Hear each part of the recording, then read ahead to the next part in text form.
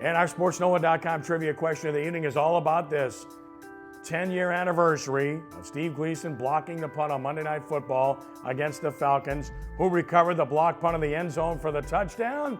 You see the number 39. Do you know his name? Oh, what a spike. It's Curtis DeLoach. How many fans can remember that? And he gets overlooked because everybody talks about Gleason, who's got a statue, and of course his plight has been widely recognized. But Curtis DeLoach, one of the most significant plays in Saints history, kind of along the lines of Brian Milne. Who remembers his name, right? Recovers the fumble. Hakeem dropped the ball. Yep. Hakeem dropped the ball. Yep. Milne recovers. Saints win their first playoff game ever. So remember the name, Curtis DeLoach. Speaking of names, it's time now for our hot seat segment where we place Brian Ellie Walsh on the hot seat with a hot topic of the day. We want a name. Who should be the head football coach of the LSU Tigers in 2017? Brian, the floor is yours. Dr. Trahan, thank you, as always. And I'll tell you what, the name game, right? And ever since the firing of Les Miles was announced yesterday in Tigertown, the names, the potential names of replacements have just been off the wall. I'm going to just read a list of the names that I've heard over the last 24 hours. In no particular order: David Shaw, Mike D'Antonio, Jimbo Fisher, Bobby Petrino, Lane Kiffin, Hugh Freeze, Mike Gundy, Dan Mullen, Larry Fedora, Art Briles, and of course Ed Orgeron, the interim. The one guy, though, that I'm going to single out, it's really no secret, he's probably the hottest assistant in college football, and his name is Tom Herman, and he's from the University of Houston. I'm just going to read you a few little stats about Coach Herman that I think that'll catch your attention and give you reason to say this is why LSU should go after him. He's 41. He makes roughly $3.5 million, $3 million. He's very affordable for an institution that's going to dole out millions of dollars to pay off Les Miles, his coaching staff, and a buyout clause for whatever school there is to buy. He's been an offensive coordinator at Ohio State, Iowa State, and Rice. He was the 2015 winner of the Broyles Award, which annually goes to the nation's best assistant. He's one of 4 coaches to have won 13 games in his rookie season at Houston. He is a hot commodity.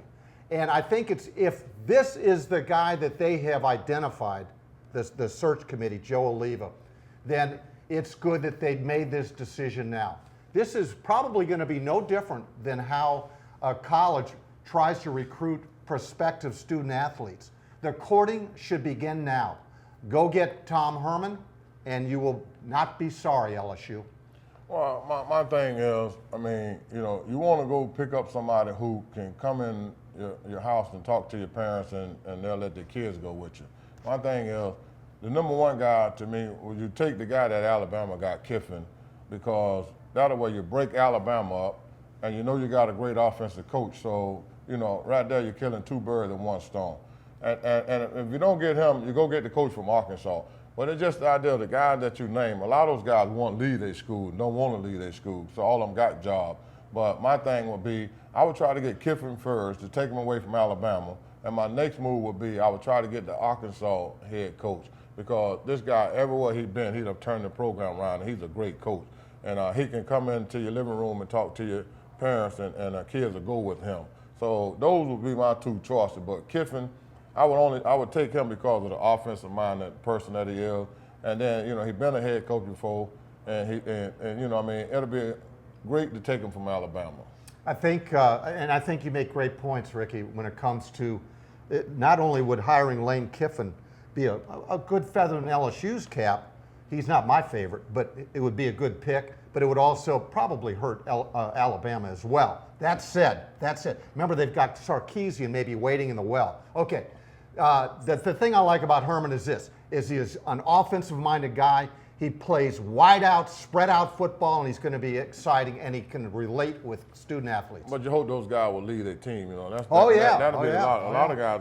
The way he done turned it around there, you know, guys just don't want to leave and go to Baton Rouge. You know what I mean? So you got to worry about that too. There's going to be a lot of coaches making a lot more money based on what happened yesterday in LSU, because they're going to be going to try and keep their coaches in tow.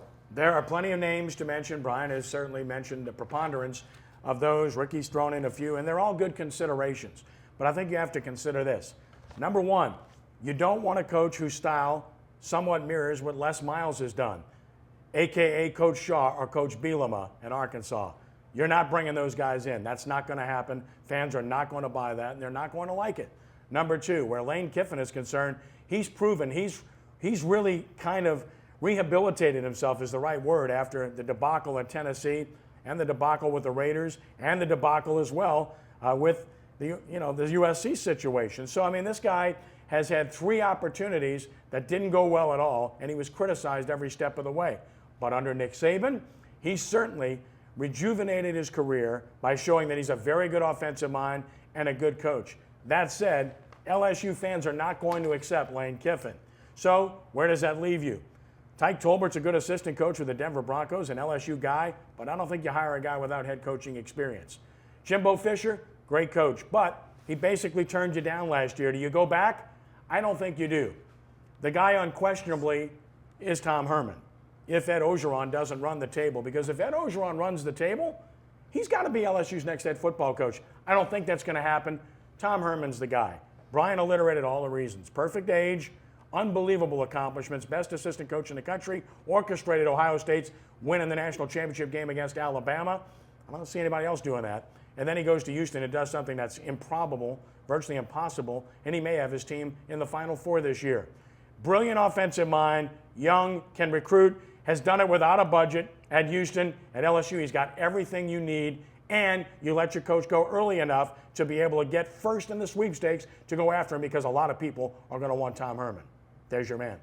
Back in just a moment to talk NFL football when Sports NOLA TV continues.